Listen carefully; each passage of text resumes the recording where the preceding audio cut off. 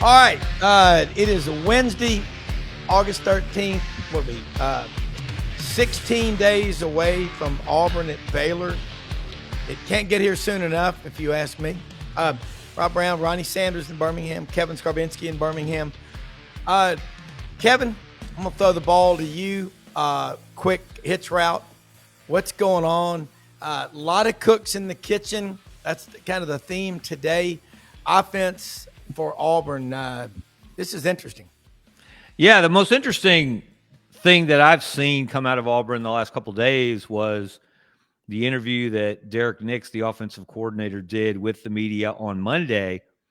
And as you might expect, one of the topics that they discussed was play calling, because that's been a question the last couple of years under Hugh Freeze. Who was calling the plays? How were those responsibilities divided? And Derek Nix provided an answer that has a lot of people talking.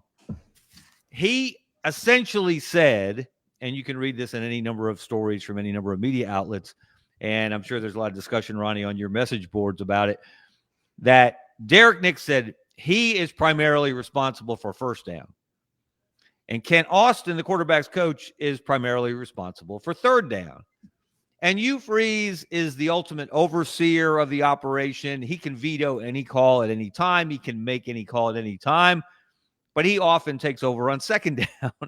Now, to a layman, to an outsider, that sounds like a recipe for chaos.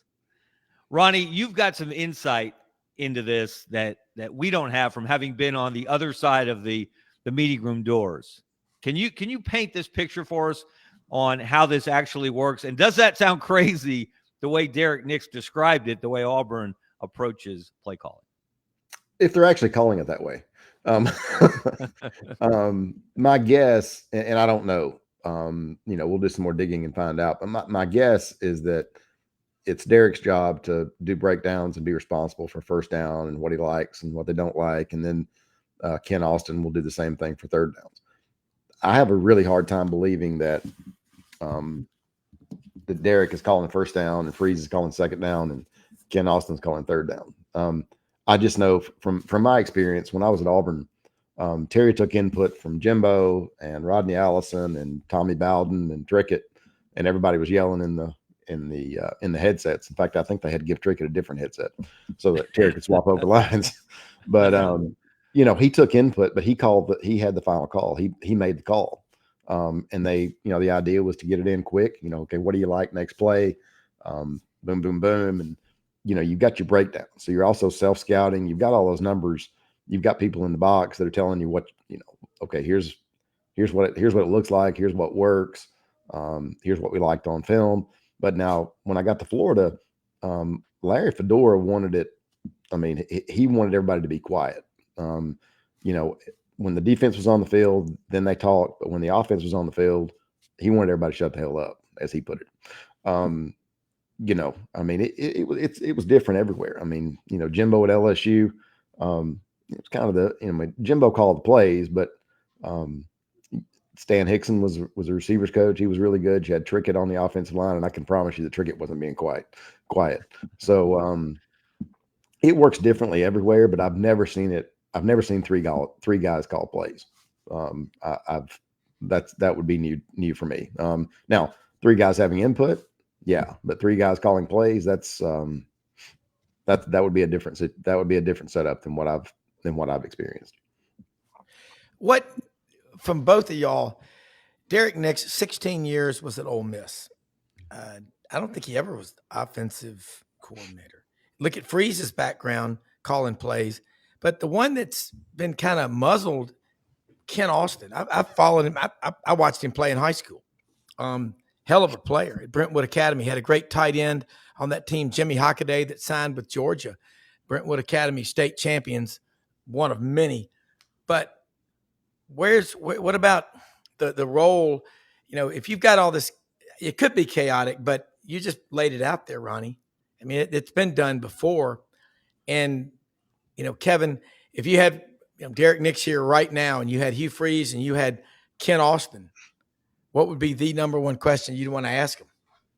Well, I'd ask for some clarification on exactly how this plays out on game day. Yeah. This has been, and I think one of the reasons that I've seen some blowback from Auburn fans who are very nervous after hearing that description by Derek Nix, and it gives them less confidence than maybe they had before they heard that this is going to be a successful offensive operation. We can all remember when Gus Malzahn was the head coach, and it wasn't so much 2 or 3 different guys with input. It was, Gus, are you going to call plays this year? Yeah, he's going to call plays this year. Then next year, no, he's not going to call plays, and it's going to be Rhett Lashley or it's going to be Chip Lindsey. And Gus was going to retire his clipboard, and then he unretired his clipboard. And there may have been some outside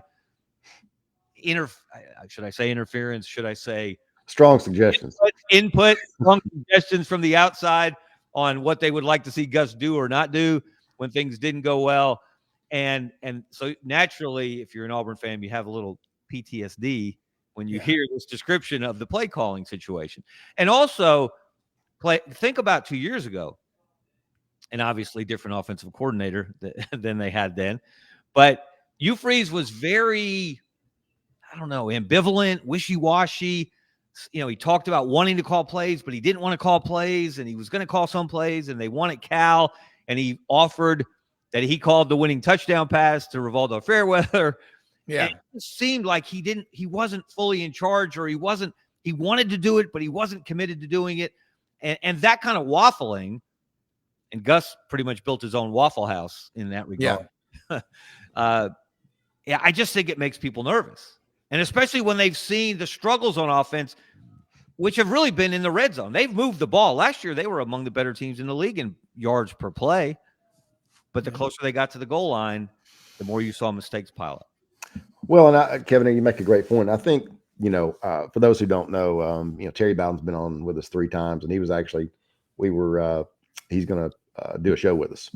That's not announced yet, but I guess I just announced it. But he was asking for the breakdowns for the stat sheets for every game last season. And then they've got a cumulative at the end of the year. And he said, going into the first game of the season, that's really one of the best breakdowns you can do, because, you can look at the overall point totals. But then, you take out those 3 games or 4 games that are gimmies. And then maybe you have a bad game here, you take that out, and then, okay, well, maybe it didn't look that bad, or maybe it looks worse. So that's really, and we never really broke that. Well, I never broke that down. I was usually breaking down a kicking game. But that's he makes a great point. It is, it's a great breakdown tool. And, but like I say, there are a lot of things that sound convoluted, but when you really get down on the field, you've got a process for how things work. I think when Freeze first got there, he talked about being overwhelmed just with the recruiting and the dearth of talent. And as it was put to me, not one thing worked right in the building when we got here. And so I think he was overwhelmed with all that, and wanted to give the play calling to somebody else, and then wasn't comfortable with it. I don't see it being a Malzahn situation. Malzahn would start out not calling plays, and then call plays, then not call plays, and then change his mind again. And in the same season, I don't think that'll be the case this year. I think that Freeze is more comfortable. I also think he's more comfortable with the coaches around him. Kent Austin, outside of Derek, Kent Austin is really well thought of. Yeah. He's really close to Houston Nutt. I've talked to Houston Nutt at length about him. Houston can't say enough good things.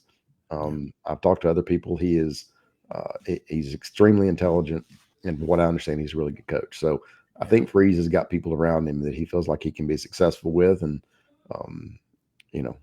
I don't think he can go 5-7 this year. But I think they should be improved.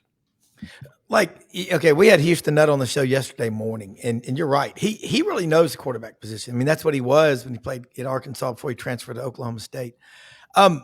Again, Kevin, you look at Auburn last year, and I think this team can win 10 games or more. If they're undefeated late in the season, they're not going to lose. And so people are like, well, how can they do it? They were 5-7. Just because you were 5-7, when you break it down, and just the critical, breakdown and just tear it apart, like taking a business apart, laying it out on the table, and let's do a deconstruction analysis. Auburn held 7 opponents to 21 points or less last year. They blew 2 11-point leads in the fourth quarter. Missed opportunity, 101. I mean, dumb fumbles, dumb pick sixes, whatever. You got a better quarterback. You got a better quarterback room now. That right there. And if the kicking game, again, McPherson's got to be 100% because Mr. Magoo last year has a booming leg. It just goes wide left or wide right.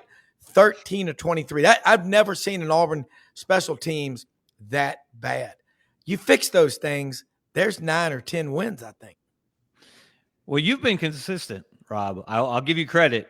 You've been very, very optimistic about what's possible this season. And I'll throw out one of those nuggets that a lot of people like to hear. Did you guys know this? I didn't know this until I started playing with the numbers. At least once in every decade, 6 of the last 7 decades, Auburn's had a season where they started in the AP preseason poll ranked 15 or lower, and they finished in the top 5. 6 out of the last 7 decades, at least once. Wow. That's typical Auburn, isn't it? I mean, and 4 of those, and Ronnie, what's even more amazing, 4 of those they started unranked. I believe and finished in the top 5. 93 was one of them. Terry Bowden's first year. And of course, we remember 2013. They were unranked that year. Not only were they unranked in 2013, they didn't even get one of those others receiving votes nods like they did this year. Not a single person put them on their ballot, even at number 25 in 2013. And of course, they were 13 seconds shy of a national championship. So there are a lot of reasons, I think, to believe this could be one of those years. Because right now, and the AP poll came out on Monday, we should mention, and Auburn came in at number 37. If you go down the list, they were 12th among the also or others receiving votes. I looked it up. 3 different people put them on their ballot. One put them at 21, one put them at 22, and one put them at 25. And those were the only votes they got in the top 25. Well, somewhere out there, there's that guy that votes Vandy number 1 every year to win the SEC. Does anyone know who that is? What? I don't. But I mean, Auburn 37th, and then you get all this love affair with Oklahoma. Granted, OU is a powerful logo, but if you look at the Wall Street Journal, Auburn and Oklahoma are both in the 900 to $1 billion value in that category. Ronnie, Jackson Arnold is getting, he's just being, look what happened. Do you remember what happened last year? He lost his entire offensive line, top 6 receivers. It was a disaster. Even Brent Venables was apologetic about him and Michael Hawkins. Ronnie, you've coached a lot. You've been on a staff. Number 4 quarterback in America coming out of high school, number 10 overall player. Did he forget what football is? No, and it really, it reminds me, and I think Jackson Arnold is more talented than, Ben Leard was. But it reminds me a lot of,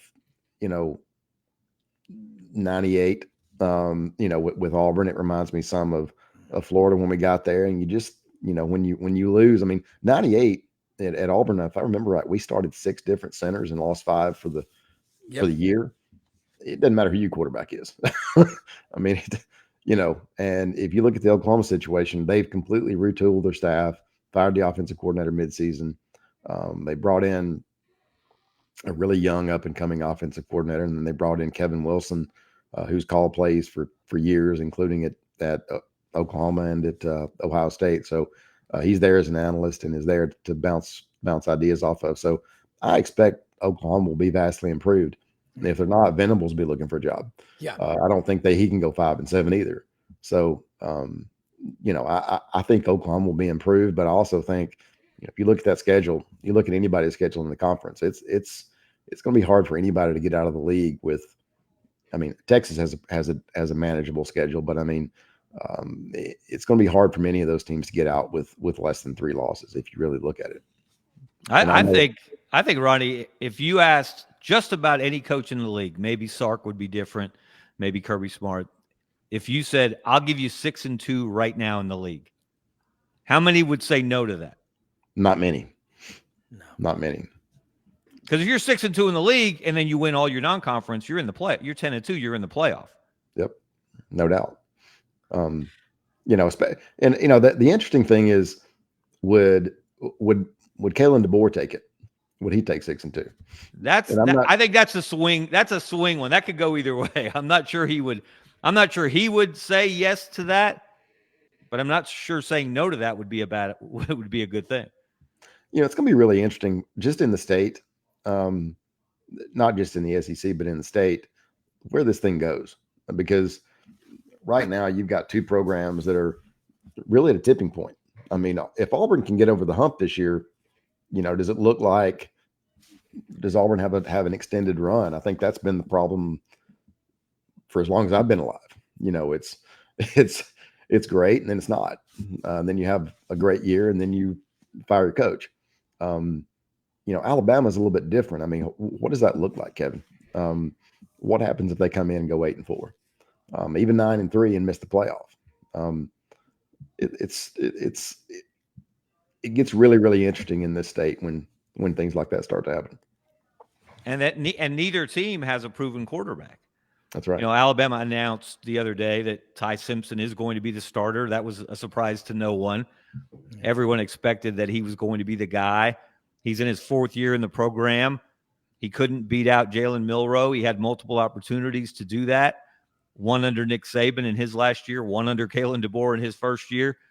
And especially last year, while Saban did bench Milroe 2 years ago after the Texas loss, and then they almost dropped another one to South Florida the next game. And actually, Ty Simpson kind of saved things. Remember the Notre Dame backup they brought in, Tyler Buckner, and he was absolutely awful when they went to South Florida. And Ty Simpson kind of saved the day. But you don't really have much of a book on him. He hasn't gotten much playing time, let alone much serious playing time in 3 years. So he's got a lot to prove. Jackson Arnold, you have more of a book on Jackson Arnold. He's played a lot more. But again, we have to weigh the circumstances that he had to deal with last year at Oklahoma. Well, Kevin, I think you're 100% right. I talked to one of their coaches last week, and the young kid that's behind Ty Simpson, they think is really, really good. They think he can be not good, but great. Is he ready? They don't think so. No. And so, but sometimes you have to be ready. I mean, I go back to, we signed Chris Leak, and we were down to Chris Leak and Jamarcus Russell at Florida. And we told both of them, whoever commits, we're taking one of you, and you're going to start. So we told both of them, whoever commits first, you're starting a quarterback next year, because we didn't have anybody. And Alabama's not in that situation. You want to have a guy ready, and we were happy with Chris because he was a mature kid, and ended up winning a national championship with Urban Meyer. But you've got to bring guys along slow. I mean, for Jackson Arnold, for me, if he comes out and plays well against Baylor and they manage him the right way and they build his confidence, then that's really, really important. If he comes out and throws 3 interceptions and fumbles twice, I'd be really concerned about the rest of the year and about his confidence. I mean, his stats last year, 12 touchdowns, 3 interceptions, ran for about 446 yards, and limited play. He lost his job at halftime of the Tennessee game, September 21st. I think this guy's, the fact that he's training with Mahomes' trainer, Jeff Christensen, in Dallas, I think that's a positive. I think that should help him. Not saying he's Patrick Mahomes, but you look at DJ Durkin, you look at the running game. Last year, and this is just, I'm just going to go out on a limb and say this, it almost looked like Hugh Freeze was trying to just keep the Fab Four group of freshman wide receivers from hitting the portal button, and he abandoned the running game. And then Auburn fans getting all giddy over beating Kentucky and Lexington. The last time Auburn lost up there was 1966. Jarquez went for 278 yards in that game. And Tuesday, they're still talking about the win at Kentucky. And Wednesday, I'm like, you got Vanderbilt coming in. And then Auburn lost to Vanderbilt for the first time in school history since 1892 in Auburn. Allegedly, Clark Lee said he heard a comment. Someone said, they're still Vanderbilt and we're still Auburn. I mean, that might be urban myth, whatever, but Auburn just can't keep losing those kind of games. And this 46-50 is the only comparable 5-year cycle. I think the defense is going to be strong this year.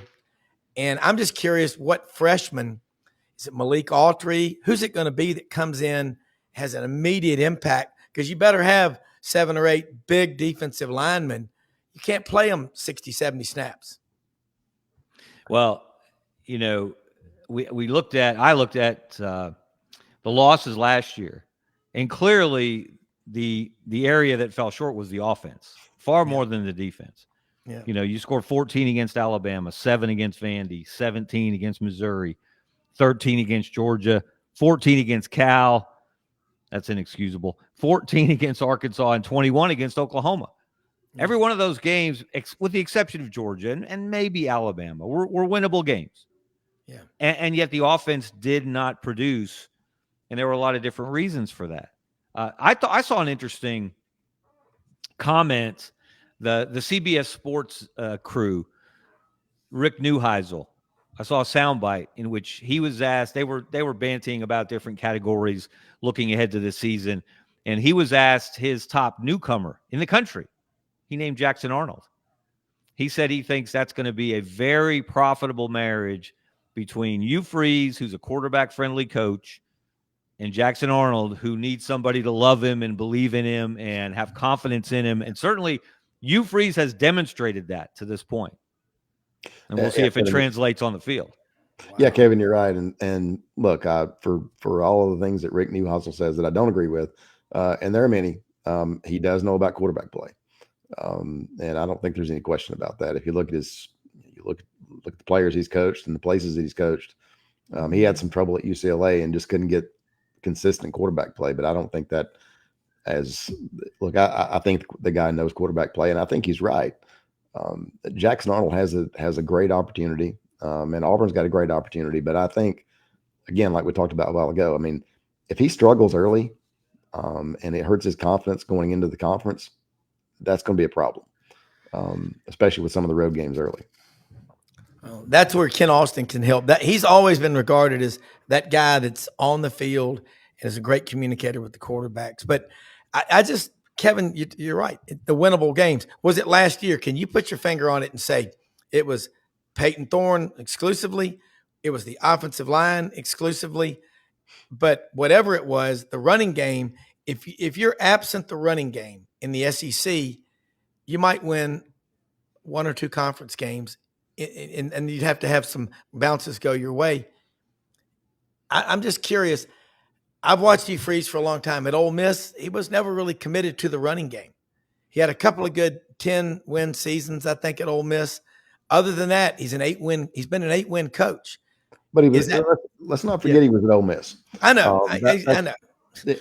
And the other part of that is, look, it's hard to win 10 games if you can't run the ball. Yeah. But I think we averaged 96 or 98 yards a game in 97 at Auburn. Maybe we won 10 games and pissed away the championship game. Yeah. And so, can it be done? Yeah. I mean, it can be done. It's hard. But if you've got a dynamic quarterback like we did with Damian, and you've got some pretty good receivers and your defense plays solid, then, and again, it depends on how good everybody else is too. But and you got to think too, the running game is always important, and it can be such a stabilizing force and such a confidence building force for your quarterback, especially when you play 3 of your first 5 games on the road. Absolutely. That's something to really pay attention to, because you're going to play a night game at Baylor with a new quarterback. Everybody's learning everybody still at that point. And even when they get to Oklahoma, and that Oklahoma game, so many people are so high on John Mateer, their new quarterback. And you mentioned the offensive coordinator who came with him. They obviously already have a working relationship and a bond.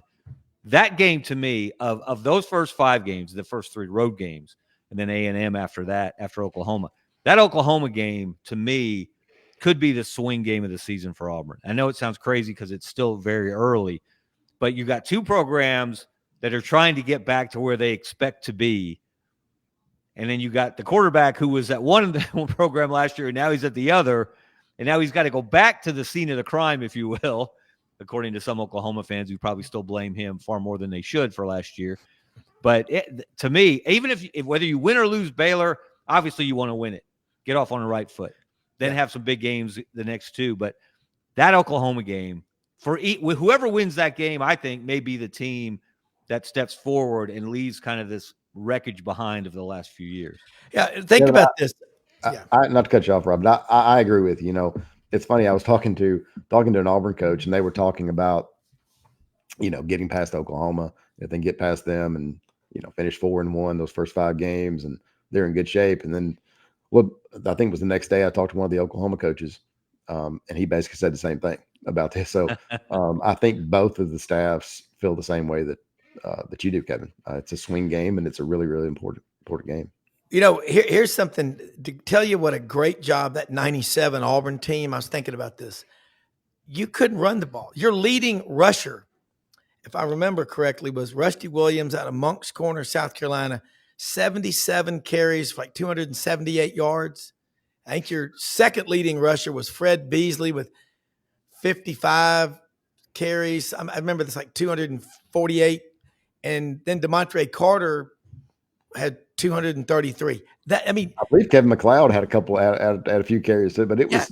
I mean, but you got, like you said, you had the SEC champion. If Karsten Paley catches that ball on the goal just line one of them for the half, one of them. Nothing. I mean, I love the man out of East Coweta County High School, him and Antoine Nolan. But that's one of the. I mean, that might be the most. They talk about 2011 LSU, best team ever to not win the national championship. Think about 1997 Auburn. You had no running game to speak of, and you were this close, 30-29. I mean, that, Ronnie, you were on that staff. I just think about that. It is very. If you look at Auburn's history, Kevin, we were talking about this earlier. I mean, you know, you look at. I mean, Auburn's been screwed a few times when you know, and a lot of it is, as you talked about, being ranked lower in the. You know, look at 2004. You know, if there's a playoff in '88. I'm pretty sure Auburn wins the national championship. I don't think there was anybody better that year. I mean, you had the earthquake game at Auburn lost 7-6, and if Dye doesn't get so conservative, that team goes undefeated. Yeah. You know, you look at 2010. If Auburn was ranked, it wasn't very high. And 22. Yeah, they were 22 that year to start the season. That's the lowest ranked team go back to 98, when the BCS championship era started. From 98 to today, the team that started the lowest and traveled the farthest and ranked the highest was Auburn in 2010. They started 22 and they finished number 1. And if you look at the history, you know, look at 83, you know, you look at 88, you look at, you know, you look at, 2004. I mean, Auburn's been, you know, it's been on the wrong end of, Auburn's been on the wrong end a few times. Wasn't Auburn 17th in the preseason in 2004? Yes, they were 17. Yep. Okay, so, and you go back, and I tell you, you talk about getting the split end of the stick historically. New Year's, January 2nd, 1984, I mean, 32 of the 61 Knight Ridder voters said if Miami, number 5, beats number 1 Nebraska, they don't give a damn what else happens. They're moving them from 5 to 1. Just like in 77 when Notre Dame played Texas and went over everybody from 5th to 1st. You have a playoff, that doesn't happen. You talk about missed opportunities. And now flipping that, I think Hugh Freeze, am I nuts to say this, but when your roster is what it was when he took over December of 22, how much confidence, honestly, could you have? It'd be like a banker addressing the shareholders when you know the bank is insolvent. Yeah, that's the value. It's horrible. Yeah, that's the value of that first game. You know, beat Baylor, and if you beat them handily, maybe you jump into the poll. And this is another amazing stat to me, guys. It doesn't sound right, but it is right. I looked it up. I double-checked my work. Auburn has not been ranked for 55 straight AP polls. Yeah. I saw your podcast yesterday. The last time they were ranked was November 7th, 2021. God, wow. Now, to put that in perspective, that's the longest drought in the SEC. Every other SEC program has been ranked for at least a week or two since Auburn was last ranked. That should never happen. That should never be the case with Auburn's No, history and tradition. no, Kevin, you're right. And look, I mean, and for those who read our site, and I know I've said this before, but Philip Marshall and I preached this for years. This was coming, whether it was Stephen Leith as president or Alan Green as the AD or the end of the Malzahn era, even in 2013, when Gus could have gotten anything he wanted and said, we don't need a new football complex. When everybody in the building except him said, we need a new football complex. And so you fast forward, you're 10 years late. And then you've got a president who's a disaster, and you got an AD who's a disaster. And then you've got an interim president who doesn't fire coaches, but fires ADs. And then you've got another president. I mean, it was completely predictable. And what we predicted, unfortunately, is what happened. And it's taken this long to recover. All right, I'm going to throw one at you. Y'all remember this nightmare. Alabama in 96 had an athletic director named Bob Backrath. He reminded me he was so cheap of Milburn Drysdale, the head of Commerce Bank of Beverly Hills. He would not allow him to spend money on athletics facilities. I mean, he was like tighter than Mr. Krabs, okay? Well, look what happened to them. From 97 to 07, that 11-year period, Alabama had 8 of those 11 years where they lost 5 games or more. And in 2003, they lost to Hawaii. As my old coach used to call them, Hawaii. They lost to Hawaii. Look what, and Saban's first year, they only win 7 games. I mean, you talk about ULM. Yeah. And think about the decisions, the $100 million mistake, Stephen Leith, what that did to Auburn. And now you've got, can we say it's a 180, or are we close to it and having everybody on the same page at Auburn? Well, I think it's a lot better. I think it's a lot better, and I think you're as close to alignment as you've been in since I was there. But that being said, people talk about the New Mexico State loss and the Vandy loss, and those are bad losses. Don't get me wrong. But our first year at LSU, we lost to UAB, and we're not talking about UAB now. We're talking about UAB when they were running the football program out of a concrete building that made a Louisiana rest stop look nice. The old dentist office. Yeah, I mean, it was brutal, and it actually was an old dentist office. I mean, the levels were not even. Oh, it was so bad. What Watson Brown did there, they had facilities that were worse than a lot of high schools in the area. Oh, they were worse than my high school facilities, and it wasn't even close. But we lost to a bad UAB team, but hey, 2 years later, or the next year, Saban wins the conference championship, and I think 3 years later wins the national championship. So, I don't put much stock in a loss from last year or 2 years ago. I mean, you're in a better place than you've been in. I mean, hell, what? I mean, a long time. I mean, at least 5 years, or probably longer. Can I share a story with you guys, Ronnie? You just sparked it with that memory of UAB 13, LSU 10. Rhett Gallego from UAB kicked the game-winning field goal late. And the next couple days later, Jimmy Sexton told me the story. He's Saban's agent, of course, and was then, still is. He's in Baton Rouge, and Nick is inconsolable. He is so distraught over losing to UAB. I can swear to that firsthand. You can describe the aftermath of what and the what the spillage from that his disgust, but it was not a pleasant Sunday or Monday or any other day of the week. So Sexton tells me he's in Nick's office, and Nick can barely lift his head. He's so upset, and he says to Jimmy Sexton, Jimmy, I don't know if I can win here. That's how down he was. And the next week, you guys, if I recall, you guys beat Tennessee, which was ranked. I've still got a picture. And then we beat Alabama in Baton Rouge for the first time in 30 or 40 years. I forget how long it was now, but I've got both of those framed in my office in here. So Nick Saban had some serious self-doubt in his first year at LSU after the UAB loss. But everybody on that staff did. We walked in, and Nick told me later on, he's like, he said, when we got to LSU, he said, we had players. And he was right. He said, mentally, they were expletive deleted. But mentally they weren't there. But, we took everybody for a psychiatric evaluation, and that's the mental part of it. We did all that stuff there too, but they were just kind of beat down. I mean, the DiNardo thing didn't end well. But we had pretty good players, and we ended up winning, I think, 8 and going to the Peach Bowl.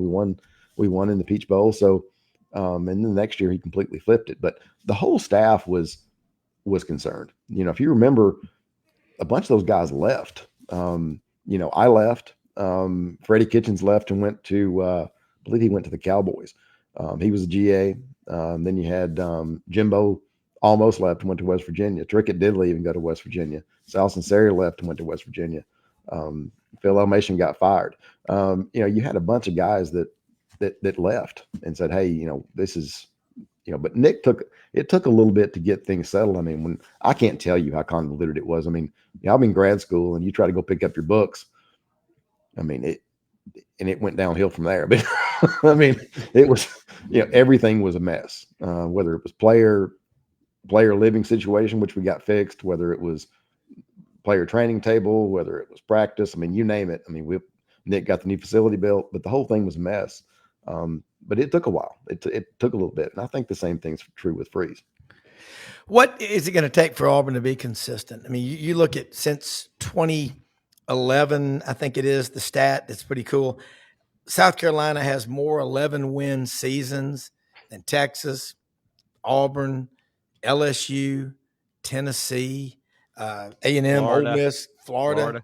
Yeah, and you're like, how does that happen? But, from 11, 12, and 13, South Carolina did it 3 years in a row. Why does Auburn struggle with the consistency? You've got resources. You've got the best fans in America. You don't lack for money. You're right in the middle of where everybody in the country comes to recruit. And the commitment, you got to have a president, trustees, and all on board. But do y'all sense something different about what's happening at Auburn now? I mean, both of y'all know, y'all have looked under the hood more than once. Well, I think one thing is everybody's aligned at Auburn, and we talked about that just a minute ago. That's the first thing. And I think that's really, really important. But, the other thing is, can you build stability? I mean, it's been up and down. And, there's not a program in the conference that has had more ups and downs than Auburn since 1989. Yeah. I mean, it has been a roller coaster, whether, Dye is pushed out and you're on probation. Terry turns around, goes undefeated, wins his first 20 games.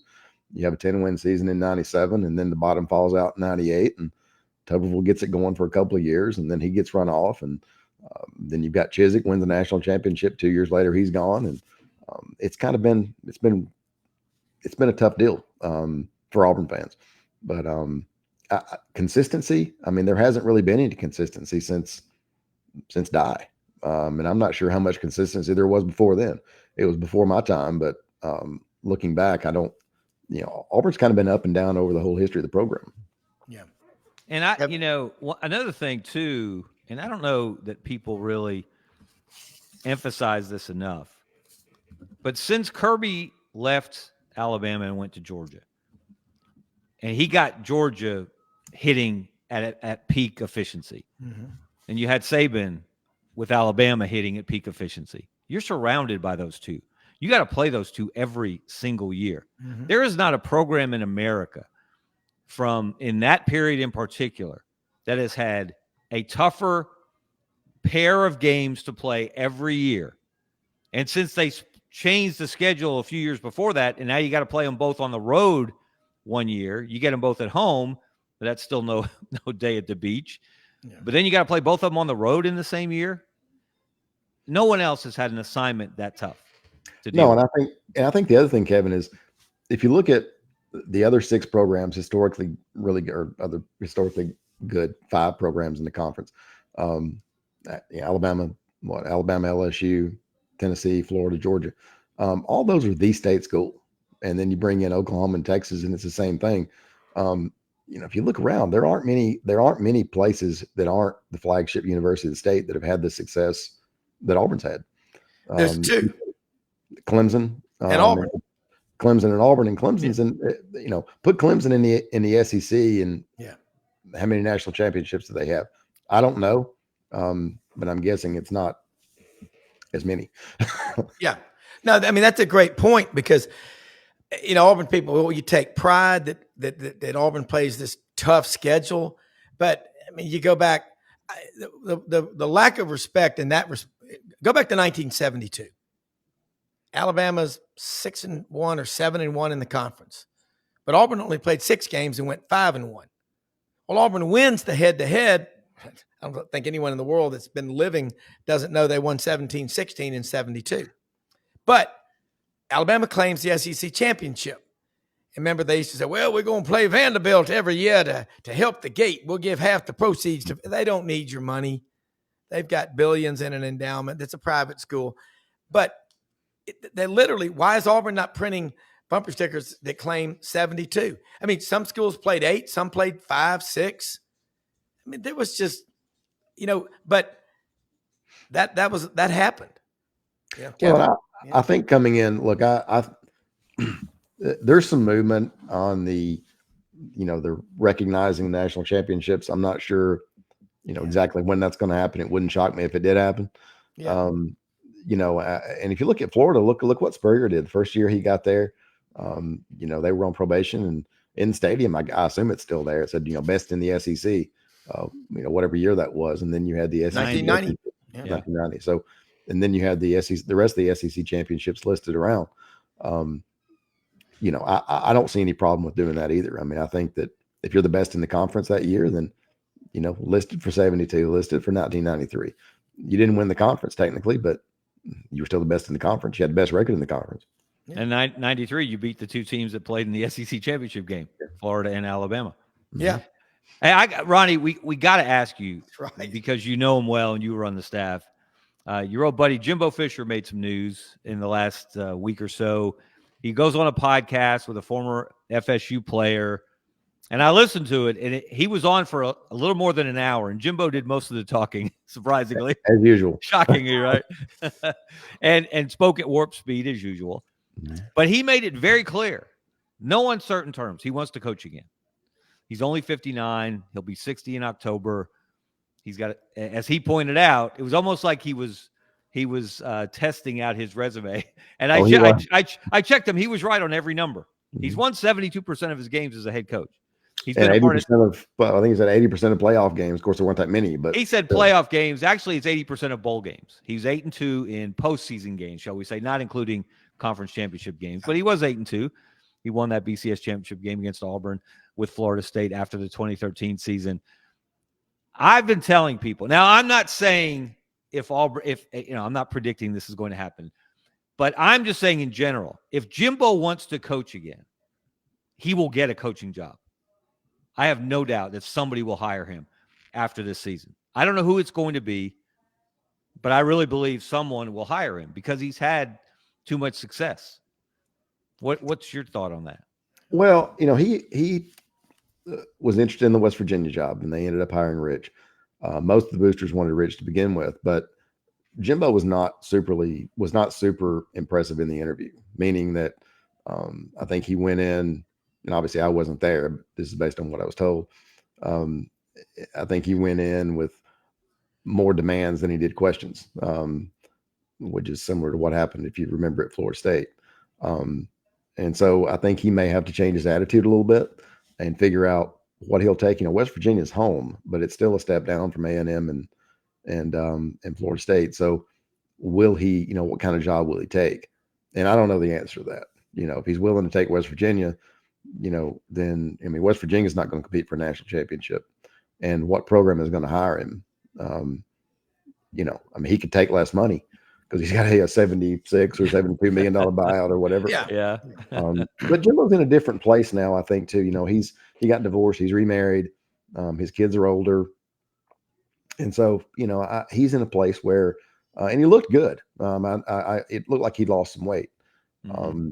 And he's talking faster than ever. And so he's had a little bit of time to recover. And, but Kevin, I agree with you. I think at some point he'll get another job. And it's clear that he wants to get another job. But I also think he's got to kind of repackage himself. And the situation at A&M was not good. The locker room was a mess. The coaching staff was a little bit of a mess. And he kind of lost control of the thing a little bit the way that he did at the end of Florida State. I've always thought Jimbo would be a great head coach. And I think he was to begin with at Florida State. I agree. But I mean, yeah. Some of his personal life and some of the things in the locker room, and we don't need to get into all that. But Yeah. I think he's in a better place personally than he's been in probably a while. I mean, West Virginia, the winningest college football team in America without a national championship. And since 1990, the first time ever national champion is Florida, 96. It's hard to break into that club. I mean, they've got medical school. They're an hour south of Pittsburgh at West Virginia. But yeah, I think Kevin, that was a great podcast that you did yesterday. Thank you. I watched it in its entirety yesterday about Jimbo Fisher. I mean, what was he, 25 when he was at Auburn in 93? 27, I think 25 or 27. I mean, he was really young. Yes. Yeah, I mean, he played for Jimbo, for Terry at Salem, transferred to Samford, graduated at Samford. And I believe he was a GA for a year, and then was a quarterback coach, and then was a coordinator, and then came with Terry as I think he was 27, then came as a quarterbacks coach to Auburn. And then he was obviously, Rick Trickett and Terry helped him get on it at Cincinnati. And they broke all kinds of records. And the next year, Trick helped him get the job at LSU, and he's been flying high ever since. Yeah, I mean, people have told me that he's. If you asked if Nick Saban were honest, and you asked him who were his favorite offensive coordinators, Jimbo would be on the short list. No question. He would not be on Les Miles' list. By the way, is Brian Kelly that'd be a different list? Is Brian Kelly trying to look like Les Miles with the white painter's hat and the white shirt, or an inmate? Yeah. I mean, it's not a good look, Coach. Somebody told me about that. Somebody on that staff said, they were talking about this is a long time ago, so I guess I can tell this story. Said, he's arrogant and he's not very smart. That's not a real good combination. Woo! That's like being mean, dumb, and poor. It's not a good combination. I mean, I just think I hope Jimbo gets a job in coaching. I mean, but I think it's almost like a childhood actor. There's McConkey Conkin or whatever from Home Alone. He I don't know what happened to him. And then there's Jerry Mathers as the Beaver. He turned out great. He didn't go crazy. But you start out at 26. You're an offensive coordinator, and your first year at a program like Auburn, you go 11-0. Win your first 20 games. And the Bowdens adopt you as the coach in waiting. I mean, that's, maybe, Kevin, you're right about it's a reset that he's doing now. And he has gone back, he and Terry Bowden have made peace. He's made peace with the Bowden family. And that was an issue. Good. And so he's gone back and kind of, not with everybody for sure. He's pissed a lot of people off over the years, but he has gone back, and I actually think Terry reached out to him, and they've buried whatever hatchet there was to bury. But I think he's back fairly close to the Bowden family again. But look, he used to stay at Coach Bowden's house when they'd go down, and they did Bowden Academy, and Jimbo was always working it. And those guys were super tight. So it's good that they've kind of gotten back together. But I mean, I think Jimbo can get a job. The question is, can he get a job that he'll take? How bad does he want to coach? And you look at Dan Mullen. Obviously Jimbo's more accomplished than Dan Mullen, but I mean, Dan Mullen goes out and takes a job at UNLV. Hell, they can't even pay his contract. But how bad did he want to coach? And his thinking from the people that I talked to close to him is, let's go out there for 2 years and then we'll flip it. I don't think his wife really wanted to go. But he's like, okay, we'll go out there for, 1, 2, 3 years, flip it and get a big time job. I'm not sure Jimbo's wanted to go live in Las Vegas or something. I'm not sure he's wanted to take one of those kind of jobs, but I could be wrong. It depends on how bad he wants to coach. Yeah. I mean, next question is with Auburn having to play, there was the push obviously to get the Georgia, you had a bye or a weaker opponent, and then Alabama, one on the road, one at home. After the A&M and Missouri came in the conference, has Auburn engaged in hey, can we get it back like it used to be? And was it a smart move for Auburn to move Georgia from mid-November when you replace them with a program like A&M or it's LSU? I mean, was that just a jump ball, and maybe could Auburn go up and lobby Birmingham to get it back like it was? That might help? Any possibility? Go ahead, Kevin. I was just going to say, just from a historical perspective, I miss having those 2 games at the end of the season. I do too. And I go back long enough to remember what Pat Dye called Amen Corner. He threw Florida in there before Georgia. Yep. And you talk about running a gauntlet, having to play those 3 programs. And Florida wasn't Steve Spurrier, Florida, or Urban Meyer, Florida then, but it was still Florida, and they had talent in that state and on that roster. So yeah. I miss that. And I wonder, would it be better for Auburn to go back to the way it was when they played Alabama at home, Georgia on the road, and vice versa, rather than having them both on the road one year and both at home the next year? Kevin, I agree with you. I think that, personally, I like that better. I think it gives you more balance to your schedule. I also think, like I miss Amen Corner, as Dye used to call it. Mm-hmm. I miss those last 2 conference games being Georgia and Alabama, but I'm more of a traditionalist, I guess. I do think it probably helps Auburn and Georgia in the sense that you're not playing your 2 biggest rivals back to back and then turning around and potentially playing in the SEC championship game. I know that a lot of people listening to this podcast are not friends of Danny Sheridan, but he makes a good point. He's always said, look, your team can get up for 3, really get up for 3, maybe 4 games a year. Yeah. The rest of them, you may have them ready to play, but emotionally, you can't get up 12 times. You just can't. And so in that sense, if you're playing your 2 biggest rivals, it's probably good to have a little bit of break. Is A&M, can A&M be as good, or whoever you end up with in that game, can they be as good as Georgia? Yeah, but chances are they're probably not right now, and chances are it's not going to be nearly as emotional a game for you. Yeah, good point. That's a good point. Yeah, I do. Novembers were cool. Mid-November, a break or a smaller opponent, and then Bama. But at least have one at home and one on the road. If you're not going to move the dates back like November at Amen Corner, couldn't you go back and say, hey, let us have one at home and one on the road? What would it take for that to happen? Because it could happen, I guess. Kevin, you probably speak this better than I could, but maybe if Freeze starts the cough like Dye used to have, maybe that'll. yeah. But there's so many more factors involved now. Obviously, you got 16 teams. We don't know. The SEC doesn't know, or at least they haven't told us whether they're going to stay at 8 going forward or going to go to 9 conference games. Yeah. They're not going to go to 9 at the point of a bayonet held by the Big Ten. I can tell you that. And the Big Ten throwing this tantrum that, we're not going to agree to the 5, 11, 16 team playoff model unless the SEC goes to 9 games. That's not going to influence the SEC to go to 9 games. They're going to make their decision based on what they think is best for them. So there's just so many different factors involved. I don't think we appreciate. We always complain. I do it. Everybody does it at times about the way certain things fall on the schedule. How Texas got such a break with its first 2 years in the league, and Oklahoma did not, of the 2 newbies. But it is a very, very difficult assignment to try to balance those schedules year in and year out. And who knows how long a rotation they're going to go for. Are they going to put together another 2-year stopgap rotation for the next 2 seasons, 26 and 27? Are they going to go beyond that? There's still a lot more unanswered questions than there are answers. And I think, the other question is, do those traditional rivalries, I just don't see how you can hold, and obviously money takes care of everything, but it's hard for me to see a season without Auburn and Georgia and Alabama and Tennessee. I mean,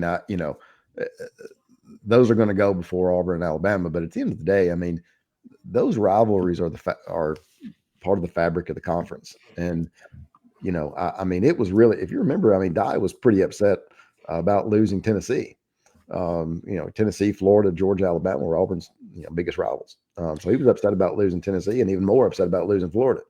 So, I think losing Georgia really takes away not only from Auburn and Georgia, but from the SEC and from a national perspective. I just think it's a really great game. Same thing with Alabama and Tennessee. If those guys aren't playing every year, to me, we're missing something. Well, Means you're stripping the soul of the conference. It's what makes it authentic. Is again, Auburn, Tennessee, growing up in Memphis. If Auburn lost to Tennessee, we come home, there'd be 100 smashed oranges in the driveway.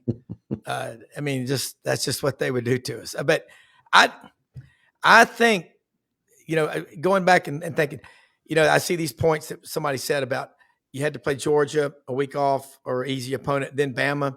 Look what happened in 2017. And then Auburn goes and they're beat up when they play Georgia. If you had Cam Petway, for whatever reason, was in the doghouse that year, if he could have been spelling carry on and you had a 1-2 punch, I think Auburn was number 2 going into that rematch with Georgia. It makes great stuff, but you're right. Texas has come in, and it's kind of interesting. They're kind of blotting out the sun. So, Alabama's itching to get back, and so is Auburn, so is Georgia. Nobody wants to give away the power to Texas. Well, I think, Kevin, again, you could probably speak this better than I can, but I mean, I can tell you this. I mean, Texas has got all the money and they think they've got all the power. And I'm just not sure how long. Look, the Alabamas and the Floridas and the Georgias and the Auburns and the Tennessees and the LSUs are going to, I can't imagine that they're not going to. If Texas tries to get too big for the britches, I think all of those schools are going to say, hey, sit down, shut the hell up. We're, Yeah. That's my guess, because this is not the Big 12 where everybody is dependent on Texas deciding whether there's a conference or not. I saw a headline. I don't know if it was for an article or a podcast in the last couple of days that said, "Is Texas the new Alabama?" And I said, "Wait a minute. Has Texas won a national championship in the last couple of years?" No. Have they played for a national championship in the last couple of years? No. Yes, they've gone to the playoff back-to-back years. Kudos to them. But I seem to recall them playing Georgia twice last year and losing both games. Yep. The toughest team on their schedule. Well, and they were very fortunate to escape Arizona State in the playoff until they ran into Ohio State. And before anybody declares them Alabama, how about having a few years in a row of 10-win seasons? I mean, what Nick have 16 or 16, I think, straight 10-win seasons. So before anybody declares Texas the next Alabama or the next Georgia, for that matter, let's see them play a real SEC schedule. Yeah, look in the last 14 years, they've only won double-digit games 3 or 4 of the last 14 years. And again, nothing against Texas, but you were in the Big 12. Now you're in the sausage grind, the SEC. And it is I'm telling you, the rest of the schools in this conference, you're right. You're not going to keep Florida down. You're not going to keep Auburn down. And if you've beaten Auburn the last few years, put an asterisk by it. You got a hall pass, but it's still the 13th winningest program in the history of college football. And Florida, like Rob, you make a great point. Florida's not going to stay down forever. No. I mean, it's been a long time since they won a conference championship too. 2008. So, yeah, I mean, look how long Tennessee was down. I mean, 98. Everything is cyclical, and at some point, Florida and Georgia are going to be back, and Alabama and Tennessee and Georgia are going to cycle back down. That's the nature of the beast. Yeah, we run out of time, unfortunately, but you're right. You just can't keep these great programs down forever. And while other programs rise, when they come back, your time and the spotlight will diminish quickly. It's going to be fun. It's going to be a lot of fun. Well, I think, look, I know we're about ready to go, but I mean, I think Florida's set up to have a great year. I know they've got a tough schedule, and but I really think that Billy has done a great job. Now, can he get out of his way and he wants to call plays too, but it's hard to call plays as a head coach unless you're really, really good at it. Yeah. He hasn't done very much of it so if he had hired an offensive coordinator, I'd feel a little bit better about it. Yeah. But I think Florida's, I think they've got a really good year too.